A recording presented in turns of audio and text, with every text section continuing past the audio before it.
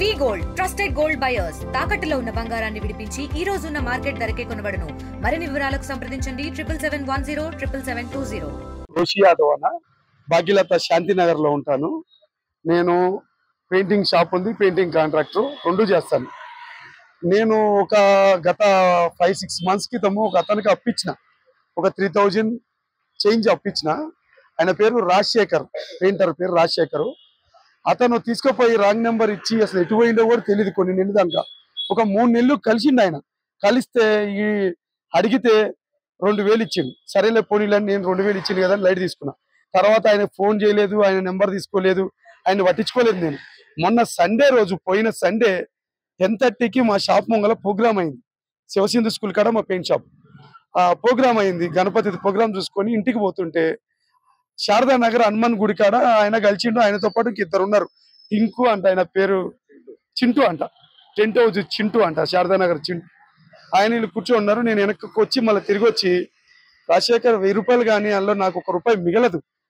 వ్యాపారమే. వేరే వాళ్ళు అయితే గలీజ్ బుద్ధులు తిట్టుకుంటారేమో కానీ నాకు అవి కూడా రావు. నన్ను తిట్టుకుంటారు కానీ మీలాంటి వాళ్ళు 50 మంది అప్పితే 50,000 అవుతాయి. అది మీరు చిన్నగా తీసుకుంటే తప్పు అవుతుంది. అదంటే లేదన్నా రేపు కొడతా లేపు అన్నాడు. సరే కరెక్ట్ అని చెప్పి వెళ్ళిపోయినా. తెల్లారు అయిపోయింది. మండే రోజు ఏం లేదు, సండే అలా 2 days తర్వాత మంగళవారం మధ్యాహ్నం 2ంటికి కాల్ చేసిరు నాకు. చేసి అన్నోన్ నెంబరు చేసి నా దాంట్లో ఫీడ్ గోల్డ్ నేను నెంబర్తో ఫోన్ చేసి, అన్న ఏడున్నావు అన్న అని అడిగిరు రాజశేఖర్.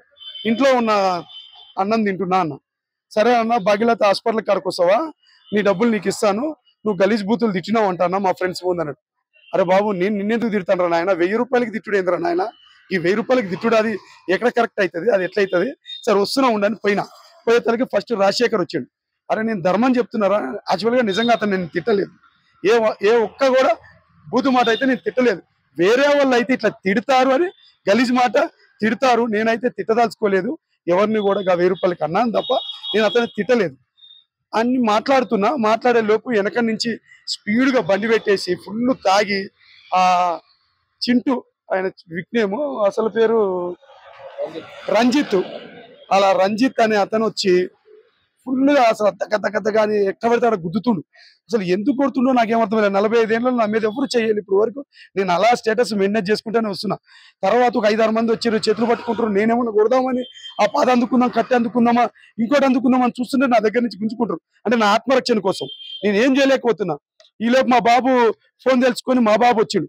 మా బాబు వచ్చే లోపల 20 మంది జమ అయ్యి మా బాబుని జుట్టు పట్టుకొని వంచి 21-22 ఏళ్ల పిల్లాన్ని, తండ్రి కొడుకులు ఇద్దరిని ఒక దగ్గర వేసి ఆ గంజాయి బ్యాచ్ కొడుతుంటే ఇద్దరం తట్టుకోలేక మెల్లో చైన్లు తెంపి బట్టలు చింపి నానా బీవచ్చం చేసి, అక్కడ మా కాలనీలో నాకు సొంతం ఇల్లే, నేను ఒక 15 ఏళ్ళ నుంచి స్థానికంగా ఉంటున్నా. నేను హైదరాబాద్లోనే నేను చిన్నప్పటి నుంచి ఈయనే ఉంటున్నా.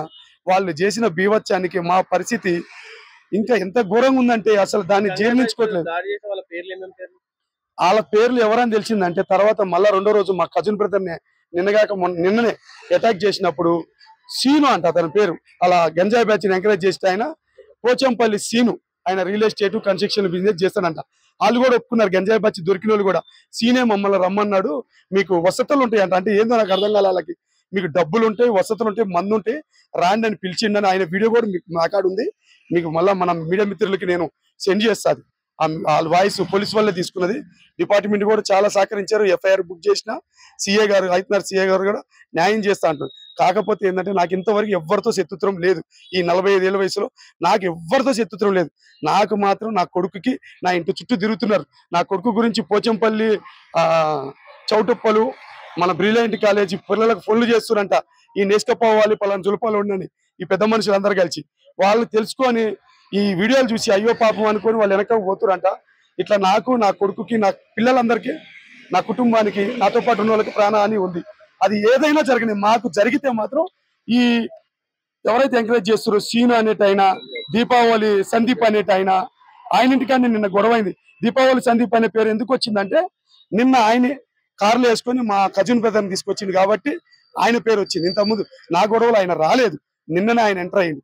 మాకేం ఆలోచిస్తున్నామంటే ఈ డబ్బులు పెట్టి వీళ్ళకి గంజాయికి డబ్బులు పెట్టి వీళ్ళకి ఈ ప్రోత్సాహం ఏంది?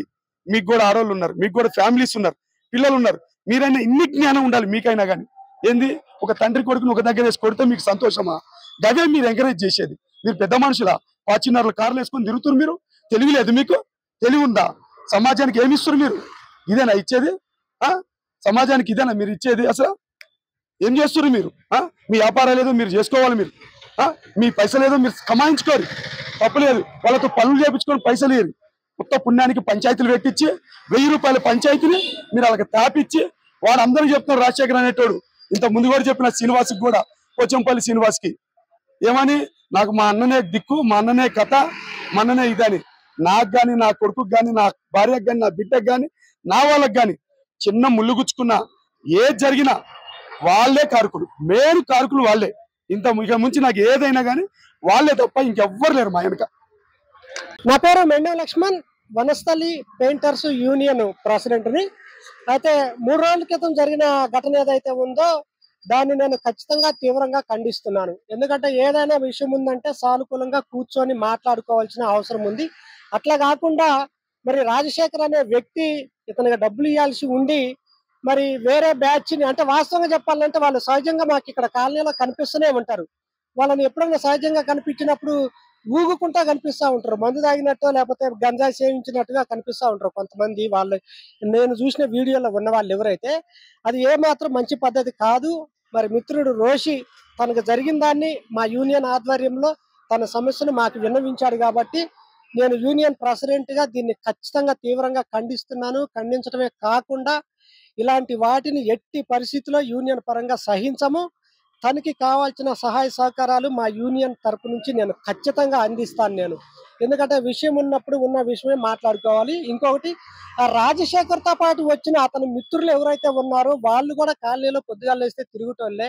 ఒక విషయం చెప్పినప్పుడు ఇది తప్ప ఒప్ప అనేది తెలుసుకోవాలి. తెలుసుకోకుండా ఆ విధంగా భౌతిక దాడులు, శారీరకంగా దాడులు చేయటం ఖచ్చితంగా సహించరాని విషయం. ఎందుకంటే రోషి ఎన్నో సంవత్సరాలుగా ఇదే కాలనీలో ఉంటుండు. మరి ఇతనితో పాటుగా వారి కుమారుడిని కూడా కొట్టడం అనేది ఇది మానసికంగా వాళ్ళ కుటుంబ సభ్యులందరూ ఇబ్బంది పడే అంశం. కాబట్టి నేను కూడా నా మిత్రుడికి ఏదైతే జరిగిందో అది నాకు జరిగినట్టుగా మా యూనియన్ లో ఉన్న సభ్యులందరికీ జరిగినట్టుగా నేను భావిస్తున్నాను.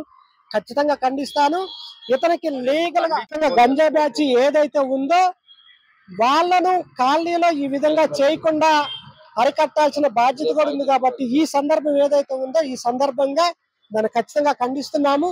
పోలీసు వారు కూడా ఖచ్చితంగా ఇది ఒకరికి జరిగింది కాకుండా సొసైటీకి జరిగిన బాధ్యతగా భావించి ఈ గంజాయి సేవించి కానీ మందు సేవించి కానీ చేసిన వాళ్ళు ఎవరైతే ఉన్నారో వాళ్ళు జీవితంలో ఇంకొకసారి ఇలాంటి భౌతిక దాడులు, మరీ ముఖ్యంగా గంజాయి మద్యపానం సేవించేలాంటి చేయకుండా వాళ్ళకు కఠినమైన చర్యలు తీసుకోవాలని నేను పోలీసు వారితో పాటుగా నేను అందరిని కూడా కోరుతున్నాను. మా యూనియన్ నుంచి సహకారం ఖచ్చితంగా ఉంటది.